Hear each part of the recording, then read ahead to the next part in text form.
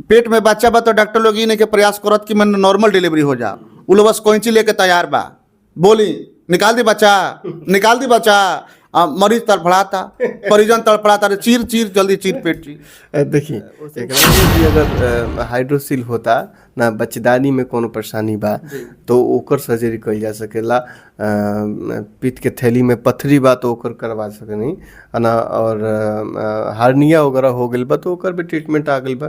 तो पाइल्स के भी अगर पेशेंट बानी तो ओकर इलाज बा कराई जा सकता। हाँ बिल्कुल, तो अपना क्या जो ऑपरेशन के व्यवस्था बा, दूरबीन और चीरा दोनों बा? दोनों बा, दूरबीन भी बा और ओपन भी बा, दोनों बा। दोनों ऑपरेशन में कोनो प्रॉब्लम बा, पित्त के थैली में पथरी हो गई, छोटा मोटा हो गई, तो बस सीधे हो जाता है कि अल्ट्रासाउंड कराव, आ गई बा इतना एमएम के बा। घर के लोग के बुझाते नहीं कि कोई एमएम के बा, वो लोग बुझाते कि ढेला हो गई बा, बड़का ढेला हो गई पथरी, जल्दी ओकरा के करवाओ। देखिए माइंड से मैंने पथरी के दवाई नहीं के चलिए डॉक्टर साहब, अभी अपना की है का चीज़ के सर्जरी चलता? देखिए जनरल सर्जरी जिसमें लैप्रोकोली है ना, हाइड्रोसिल, हार्निया, एपेंडिसाइटिस वगैरह चलता है। ये सब जैसे कि अभी तरह कौन है मेडिकल लैंग्वेज में, गांव के लोग के उतना बुझाई ना। गांव के लोग कहला हाइड्रोसिल के होला कि ना, पित्त के पथरी के होला कि ना, वो जो बच्चेदानी के होला कि ना, ये सब गांव के लोग समझे। देखिए हमने के तो गाँव ही से बानी, जब बिलोंग तो गाँव ही से करें, वही ना समझाई रहो, वही ना ठेठ भोजपुरी में समझाई।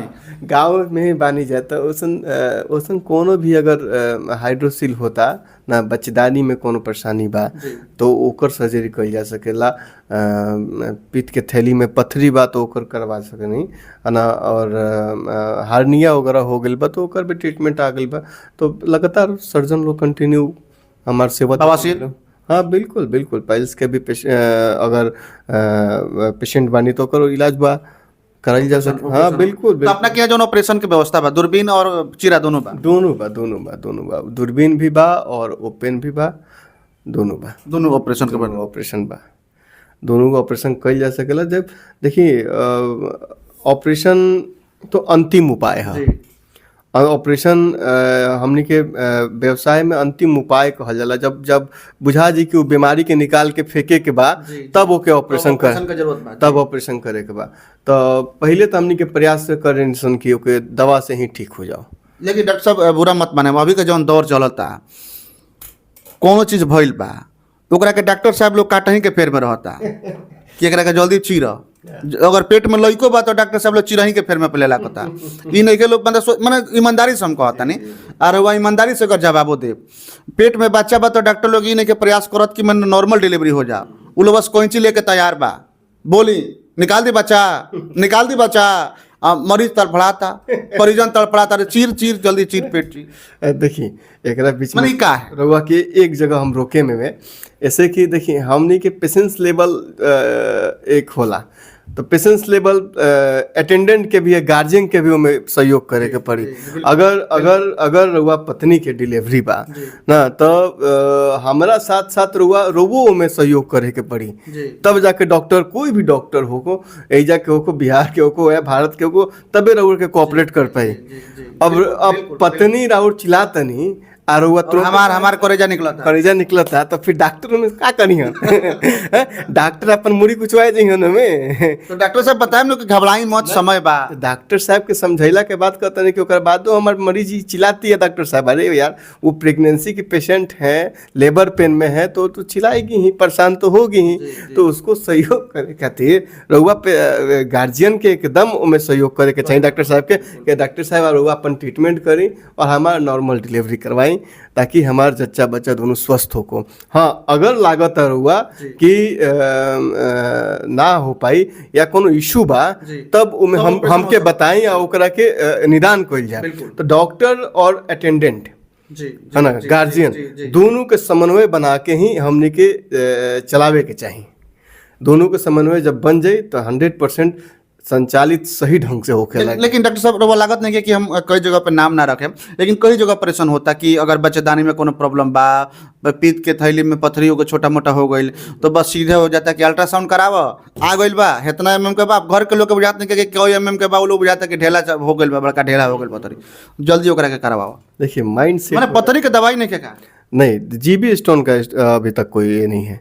अगर किडनी में बात बा ओकर दवाई किडनी में पथरी बा ओकर दवाई बा। दवाई बा, बिल्कुल बा, कोई गल जाला ना, लेकिन अगर पित्त के थैली में बा तो ओकरा का नइखे गलावल जा सकता, निकाले के पड़ी, ऑपरेशन करे के हाँ बिल्कुल ऑपरेशन करे के पड़ी, ओमे करवा लेवे के चाही। हाइड्रोसिल हाँ बिल्कुल, हाइड्रोसिल भी है तो अगर अभी स्टार्टिंग फेज बा तो ओकर दवा से तो ई कल जी, और ना तो फिर अगर बहुत क्रिटिकल हो गल बा, हाइड्रोसिल हो गल बा तो ओकर इलाज कल जी, ओकर ऑपरेशन कल जी, ना तो कोनो बात नहीं के पहले दवा से प्रयास करे के चाहिए कोनो भी बीमारी के। और लिवर फैटी बा चाहे कोनो भी परेशानी बा, छोट मोट पेट से संबंधित कोनो परेशानी बा तो पहले ओके प्रयास कल जाला। अपेंडिक्स ही हो जाला तो कहीं लोग जाला तो पहले कल डॉक्टर साहब अरे अपेंडिक्स निकल गई बा जल्दी से ऑपरेशन कराओ, नहीं, उसको तो पहले जानिए ना कि कितना है, कैसे है, क्यों है, उहे हम कहता नहीं, उहे बतिया हम कहता। ओकरा बाद अगर ऑपरेशन करे लायक रहता करे के चाहिए। पैसा खातिर हैवानियत या केहू के चीर फाड़ ना करे के चाहिए, हमार मने आपन ही बा ना। हम तो कई जगह देखत नहीं कि तुरंत जल्दी एडमिट करे के पड़ी, केहू पे कमेंट कोल हमारा उचित नहीं के कही रही कहीं भी। लेकिन हम एगो ईमानदारी से हमने के बात करते नहीं सर, समाज में जैसे कि समाज के जिम्मेवारी वो ऊपर बा और हमनी के भी दिखाओ तनी से तो हमनी के ऊपर भी बा, लेकिन ये जरूरी बा सच्चाई के भी दिखावल बताओ। बिल्कुल बिल्कुल दिखावे के चाहिए, एमे रउआ लोग के माध्यम से ही दिखावे के चाहिए, लेकिन सहयोग करे के चाहिए। हम ये कहें कि गार्जियन के भी सहयोग करे के चाहिए, समझे के चाहिए, और डॉक्टर के भी समझे के चाहिए।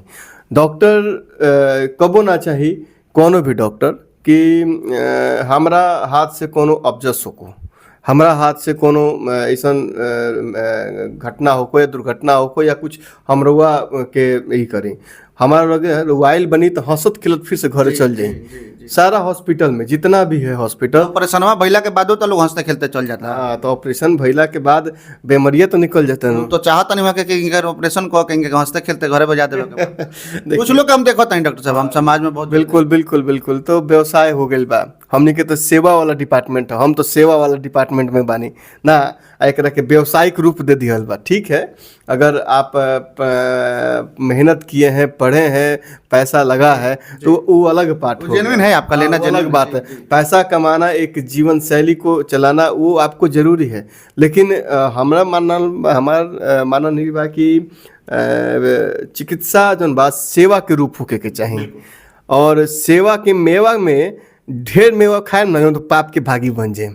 नहीं कुछ लोग बनल है पाप के चले।